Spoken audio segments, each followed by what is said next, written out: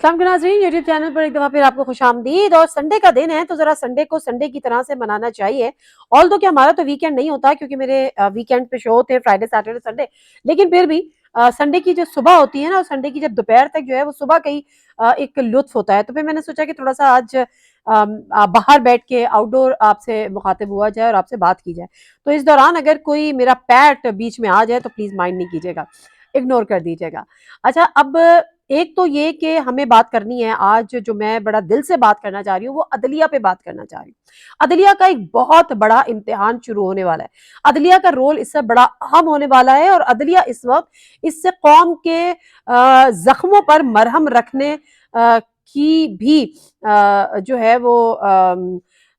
वजह हो सकती है, या उसका इतना इस वक्त इख्तियार है, वो इतनी अहम है, एक मसीहा के तौर पर सामने आ सकती है। अच्छा, लेकिन उससे पहले अदलिया में सब मामला क्या हैं और अदलिया को जानबूझ के मलाइन क्यों किया जा रहा है, एक खबर मैं आपको दे दूं, थोड़ी सी इमेच्योर है।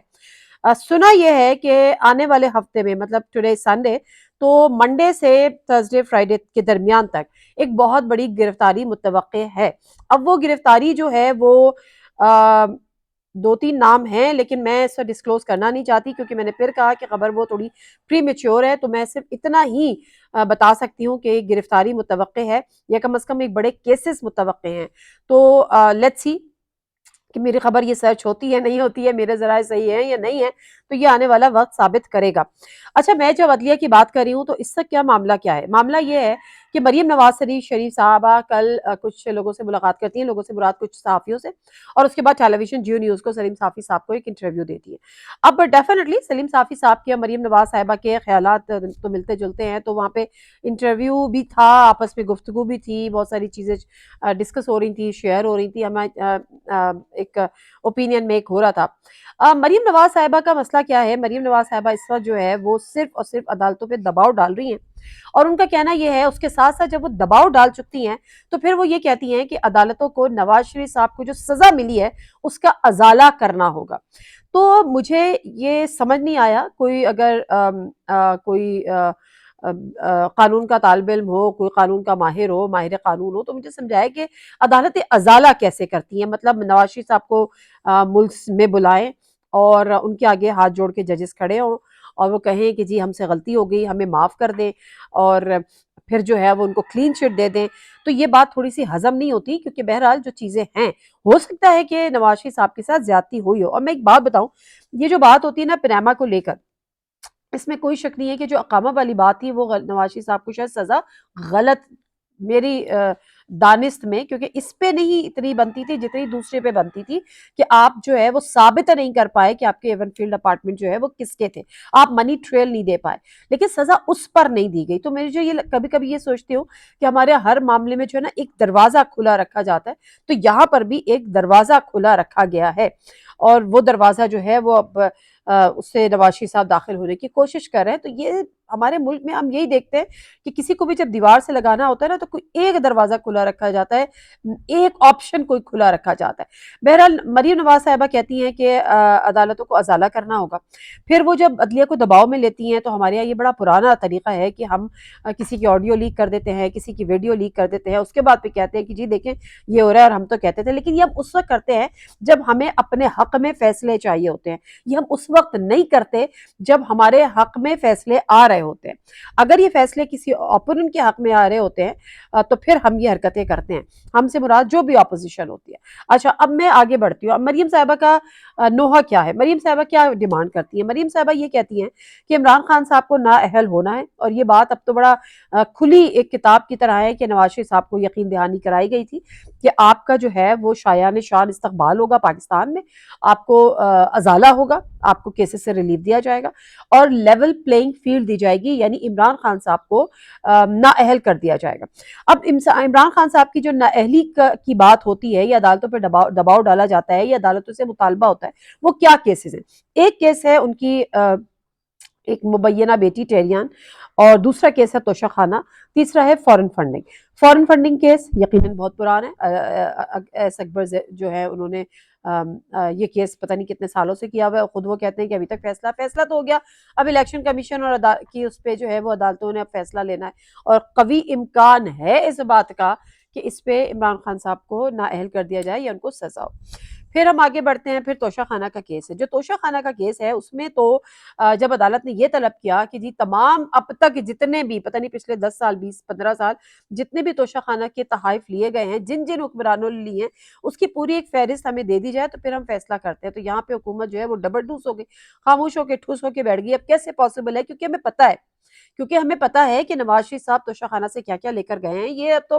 ہر جگہ موجود ہے نا، سوشل میڈیا پہ موجود ہے، انٹرنیٹ پہ موجود ہے، ڈیٹیلز موجود ہے۔ اور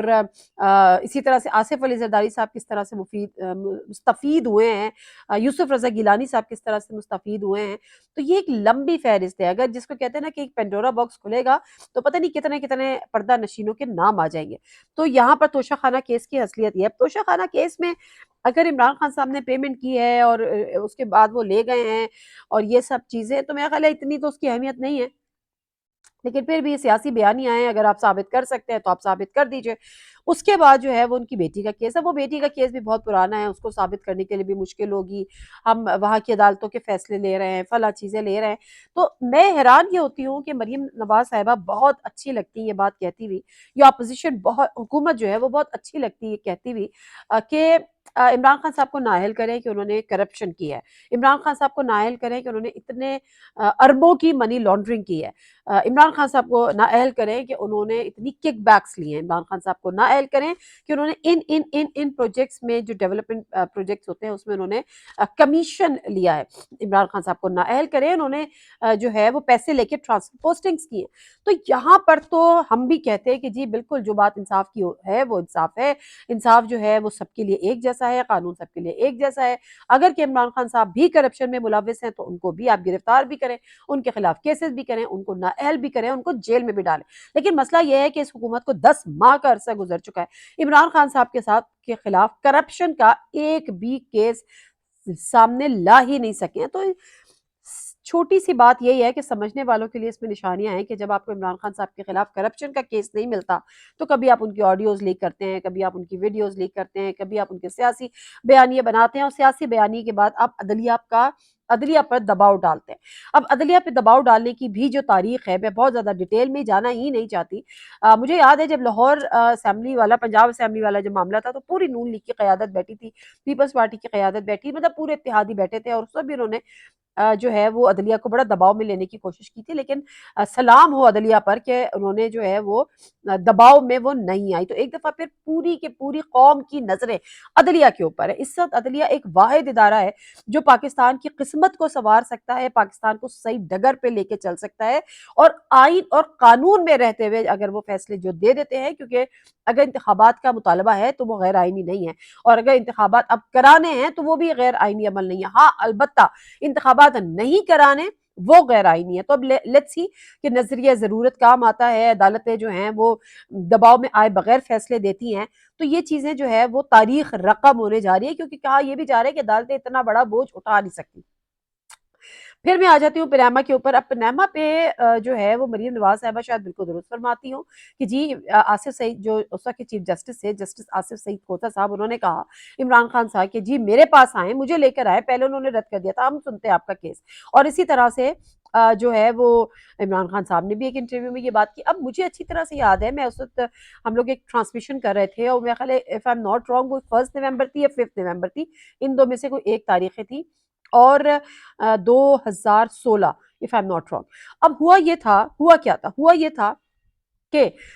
پہلے جب عمران خان صاحب عدالت میں یہ کیس لے کے گئے تھے، عدالت نے اس کو کیس کو سنا نہیں تھا، پھر عمران خان صاحب نے اسلام آباد لاک ڈاؤن کی کال دے دی، اور اس دن اسلام آباد لاک ڈاؤن کی کال دے دی، اور پورے اسلام آباد میں law and order situation create ہو گئی، پکڑ دھکڑ شروع ہو گئی۔ مجھے ابھی بھی یاد ہے کہ کس طرح سے گھسیٹ کے ان کو کیا ہے وہ اندلی وبا صاحبہ کو جو ہے وہ بختر بند گاڑیوں میں، پولیس کی گاڑیوں میں گھسیٹا جا رہا تھا۔ جب یہ اتنی زیادہ لا اینڈ آرڈر کی سچویشن کریٹ ہو گئی تو اس سے پھر عدالتوں نے کہا کہ جی آپ یہ نہ کریں، آپ کا جو بھی معاملہ ہے وہ آپ عدالت لے کر آئے، ہم آپ کا معاملہ سنتے ہیں۔ تو میرا خیال ہے یہاں پر کوئی اس چیز کو اتنا زیادہ ہائپ کریٹ کر دینا اور اتنا کنٹروورشل بنا دینا مناسب نہیں ہے، لیکن پھر بھی اگر آپ کو سیاسی طور پہ اس کو فائدہ دیتا ہے تو ڈیفینیٹلی آپ بنائیں گے، آپ میری تو نہیں سنیں گے۔ تو سوال یہ ہے کہ بہرحال میرا کہنے کا مقصد یہ ہے کہ پی ایم ایل این پوری طریقے سے اس وقت عدلیہ پہ دباؤ ڈال رہی ہے، اور عدلیہ کے پاس آپ بے شک عمران خان صاحب کو اگر آپ سمجھتے ہیں کہ وہ نااہل نااہلی ان کی بنتی ہے تو بے شک آپ ان کو نااہل کریں، اگر آپ سمجھتے ہیں کہ ان کی سزا بنتی ہے تو آپ بے شک ان کو سزا دیں، لیکن سوال یہ ہے کہ آپ انتخابات سے کیسے بھاگ سکتے ہیں؟ انتخابات جو ہے وہ 90 دن کے اندر اندر ہونے ہیں، اور اگر یہ ایک آئینی جو ہے وہ آپ کے پاس آپ کی باؤنڈنگ ہے تو پھر آپ اس سے نکل کیسے سکتے ہیں؟ اور پھر بات وہی ہے کہ پھر آپ آئین توڑنے کے مرتکب ہوں گے، اور آئین توڑنے کی سزا پھر کیا ہے وہ آپ بھی جانتے ہیں، کیونکہ آپ ہر دفعہ یہ بات کرتے ہیں کہ جی آئین۔ اچھا، اس میں پیپلز پارٹی نے بڑی اہم پوزیشن لے لی ہے، پیپلز پارٹی نے بڑی اہم پوزیشن لے لی ہے۔ پیپلز پارٹی کے جو سینئر رہنما ہیں، لطیف کوسہ صاحب ماہر قانون بھی ہیں، سابق گورنر بھی ہیں پنجاب کے، وہ کہتے ہیں جی پیپلز پارٹی کو آپ اس میں سے ہٹا دیں۔ پیپلز پارٹی کا ایک بڑا فرم سٹانس ہے، وہ یہ کہتی ہے کہ جو آئین میں لکھا ہے، کیونکہ وہ آئین کے جو ہے وہ بانی آئین کی پارٹی ہے، تو وہ کہتی ہے کہ جی جو آئین میں لکھا ہے کہ 90 دن کے اندر اندر الیکشن ہو، تو ہم آئین کے ساتھ کھڑے ہیں، الیکشن کمیشن کو 90 دن کے اندر اندر الیکشن کرانا چاہیے، ہم الیکشن سے نہیں بھاگتے۔ اب پیپلز پارٹی اس میں تو اپنی جگہ بالکل ٹھیک ہے، لیکن ہمیں بھی پتا ہے کہ وہ نون لیگ کے ساتھ کیا کر رہی ہے، پتہ نہیں کون کون سے پرانے بدلے ہیں جو وہ نون لیگ کے ساتھ لے رہی ہے، اور نون لیگ اس چیز کو اچھی طرح سمجھنا شروع ہو گئی ہے۔ پھر وہ خواجہ آصف صاحب والی بات یاد آتی ہے کہ آصف علی زرداری صاحب پہ میں اعتبار نہیں کرتا، آصف علی زرداری صاحب نون لیگ کو وہاں لے جا کے ماریں گے جہاں ان کو پانی بھی نہیں ملے گا۔ چلیں اب آگے بڑھ جاتے ہیں۔ اب مسئلہ ہم اٹھاتے ہیں جو عمران خان صاحب کیا کہہ رہے ہیں۔ عمران خان صاحب یہ کہہ رہے ہیں کہ عدلیہ کے خلاف یہ گھٹیا مہم شروع کر رہے ہیں، اور عمران خان اپنی پوری پارٹی کے ساتھ جو ہے وہ عدلیہ کے ساتھ سٹینڈ کر رہے ہیں۔ اچھا، عمران خان صاحب یہ بھی کہتے ہیں کہ ہمیں عدالتوں پہ اعتبار ہے، اگر آپ سمجھتے ہیں کہ ہم نے غلط کیا ہے تو آپ ہمیں اس کی سزا دے دیں۔ عمران خان صاحب آلدو کہ لاہور ہائی کورٹ پیش نہیں ہوئے، لیکن اب منڈے کو لیٹس سی کہ وہ پیش ہوتے ہیں یا وہ نہیں ہوتے ہیں۔ لیکن عمران خان صاحب کا موقف سمپل سا ہے، وہ یہ کہتے ہیں کہ جتنی عدلیہ سے ریلیف ہوئی اس کی وجہ یہ ہوئی کہ آپ نے نیب کے قوانین میں ترمیم کی۔ تو عمران خان صاحب عدلیہ کے ساتھ ایک پوزیشن لے کے کھڑے ہو گئے ہیں، اور وہ کہتے ہیں کہ جی جو بھی اب فیصلہ آئے گا تمام کے تمام نظریں جو ہیں وہ عدلیہ پر ہی لگی ہوئی ہیں۔ تو یہاں پر یہ چیز بھی ایک بڑی امپورٹنٹ ہے، کیونکہ ہم نے اب مجھے نہیں پتا کہ ہم عدلیہ کو یہاں پہ تھوڑا سا کنٹروورشل نہ بنا جائیں، کہیں کوئی اس کی بہت زیادہ مخالفت کر رہا ہو اور اس کی بہت زیادہ حمایت کر رہا ہو، تو سچویشن جو ہے وہ تھوڑی سی لیکن میرا حقیقت یہ ہے کہ پارٹیز جو ہیں وہ اپنی پوزیشنز لے چکی ہیں، ایک پرو جوڈیشری ہے اور ایک اینٹی جوڈیشری ہے۔ اب رہ گئے بیچ میں جنرل باجوہ۔ اچھا، میں اس پہ بڑا میرا ایک فرم بلیو ہے کہ اگر جس دن ہماری تمام کے تمام سیاسی جماعتیں، ہمارے تمام کے تمام سیاسی لوگ، چاہے وہ حکومت میں ہو چاہے وہ اپوزیشن میں ہو، جس دن وہ یہ سوچ لیں گے کہ پاکستان کا اصل دشمن کون ہے اور اس پر وہ متفق ہو جائیں گے۔ اصل دشمن سے مراد یہ نہیں ہے خدا نہ کرے کہ جی پاکستان رہے یا نہ رہے، پاکستان میں جو کچھ آج ہو رہا ہے، پاکستان میں جو تباہی آج مچی ہے، پاکستان کی پالیسیز جس نے بنائی ہیں، پاکستان کو اس طرف جس طرح آج دھکیلا گیا ہے کہ پاکستان جو ہے وہ وینٹیلیٹر پر ہے، اور حکومت کے اپنے وزراء اٹھ کر یہ بات کہہ رہے ہیں کہ جی پاکستان جو ہے وہ ڈیفالٹ ہو چکا ہے۔ تو اس پر بھی ہمیں صرف سمپل بات یہ کہ جس دن تمام کے تمام سیاسی جماعتیں متحد ہو جائیں گی اور اپنے دشمن کا تعین کر لیں گی اور اس پہ متفق بھی ہو جائیں گی، تو پھر جو ہے وہ اس دن ہمیں لگے گا کہ پاکستان کی سمت درست ہو گئی ہے، یا پاکستان صحیح سمت میں کم از کم چل پڑے گا، اور شاید کچھ دکھوں کا اس کے ازالہ ہو جائے۔ تو یہ اس صورتحال ہے، اور صورتحال جو ہے وہ اتنی کوئی مناسب بھی ہمیں نظر نہیں آ رہی۔ میں ایک جو ہے وہ چھوٹا سا تو بہرحال میں تو اپنی بات یہیں پہ ختم کرتی ہوں، اور میری امید ہے اور میری خواہش ہے اور میری دعا ہے کہ عدالت جو ہے اس کے اوپر ایک بہت عدلیہ کے اوپر ایسا بڑا امتحان ہے، وہ اپنے اس امتحان میں کامیاب ہو، وہ نہ ایک پارٹی کو دیکھے، نہ ایک پارٹی کو دیکھے، نہ حکومت کو دیکھے، نہ اپوزیشن کو دیکھے، وہ آئین کو دیکھے اور وہ عوام کو دیکھے۔ نادر مرزا کو اجازت دیجیے، اللہ حافظ۔